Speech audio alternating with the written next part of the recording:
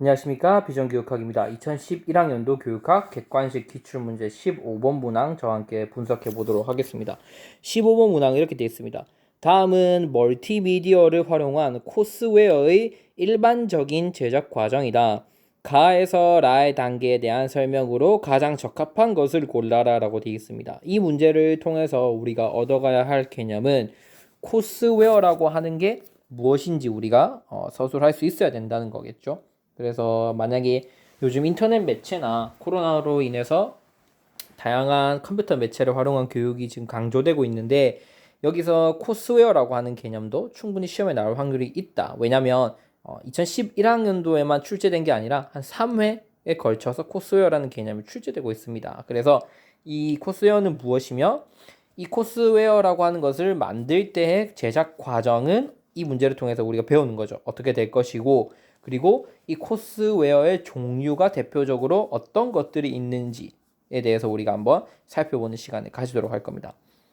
여기 보면 이 문제를 통해서 자세히 알 수 있죠. 코스웨어의 제작 과정이라고 하는 거는 처음에는 기획 및 분석을 하고 설계를 하고 평가는 이 3단계로 이루어질 것이고 그 중에서 설계 단계가 제일 중요할 텐데 설계 단계에서는 교수 전략 및 상호작용 전략에 대한 설계, 그 다음에 교수 매체가 들어간 거기 때문에 흐름도를 작성하고 그 다음에 스토리보드를 작성하고 마지막으로 개발 및 프로그래밍을 한다. 그래서 이 다른 절차 중에서도 이 네 가지 실제 설계 및 개발 단계에 해당하는 절차가 가장 중요할 것이고 그리고 시험 문제에서 전체 설계 단계에 대해서 물어보는 문제에 나오기 힘들 것이며 만약에 나온다면 흐름도를 작성하거나 스토리보드를 작성하거나 개발 및 프로그래밍에 대해서 묻는 이 부분에 대해서 나올 확률, 즉 가에서 라까지에 대해서 물어볼 확률이 높기 때문에 그거에 대해서 한번 살펴보도록 하겠습니다. 그래서 코스웨어의 정의도 반드시 알고 계셔야겠죠.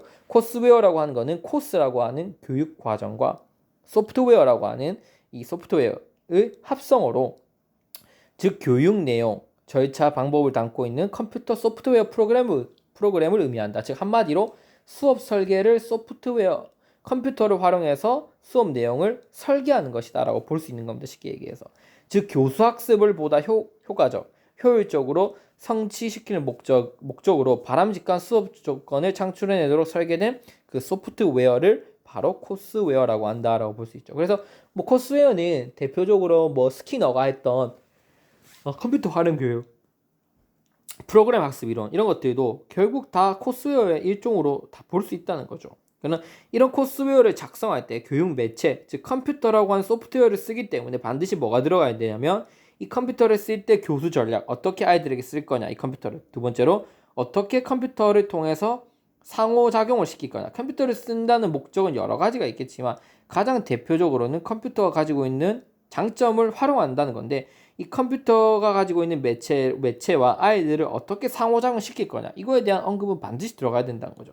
두 번째, 이 컴퓨터를 썼을 때 어떤 흐름에 걸쳐서 아이들이 수업이 진행되도록 할 것인지 그리고 이거에 대한 스토리보드 작성, 그 다음에 실제로 개발 및 프로그래밍 하는 단계 이 네 가지 절차에 대해서 우리가 구체적으로 한번 살펴보도록 할 겁니다. 그래서 이 절차 여러분들 한 줄씩 꼭 서술할 수 있는 준비는 해놓으셔야겠죠. 이 내용 같은 경우에는 충분히 열린 답안의 문제로도 서술할 수 있기 때문에 우리가 반드시 숙지하고 있어야 된다라고 볼 수 있습니다.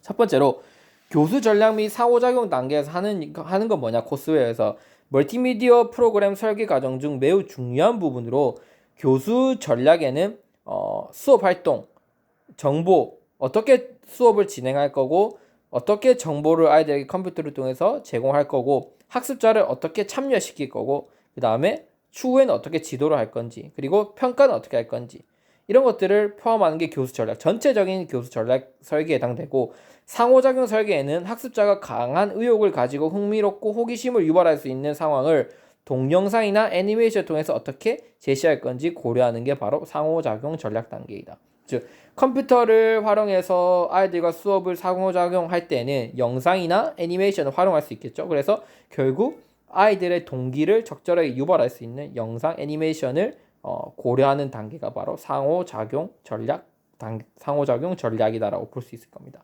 그래서 교수 전략은 좀 더 포괄적인 단계.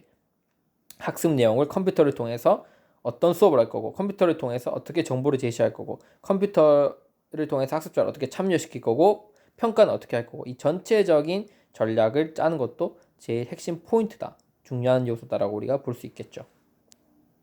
두 번째, 그럼 흐름도를 작성해라는 건 뭐냐면 멀티미디어를 활용한 수업을 할 때는 반드시 수업 흐름도를 작성해야 됩니다. 흐름도는 첫 화면부터 끝 화면까지 학습 순서를 분기, 과정 및 선택사항 등이 포함된 학습 순서도다. 그래서 처음부터 끝까지 내가 어떤 과정 절차에 걸쳐서 이 수업을 이끌어 나갈지에 대한 흐름도를 반드시 작성해야 됩니다.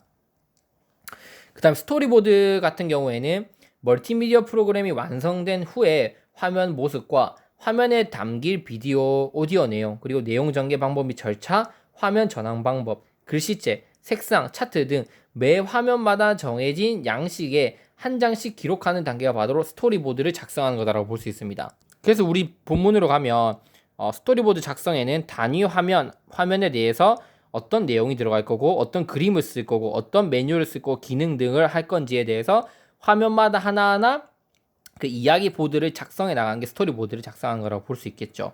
그래서 이 부분 매우 중요하다. 스토리보드 작성이라고 하는 거 그림 한 장, 근데 화면 하나하나에 대해서 그 안에 담길 비디오 내용들 이런 것들을 한 장의 어떤 종이에다가 기록하는 게 바로 스토리보드라고 볼 수 있습니다. 그래서 이 페이지에서는 이런 내용, 이런 오디오, 이런 비디오를 쓸 거고 이런 색상 카트 크기를 잘 거다라고 하나씩 다 작성해 나가는 거죠.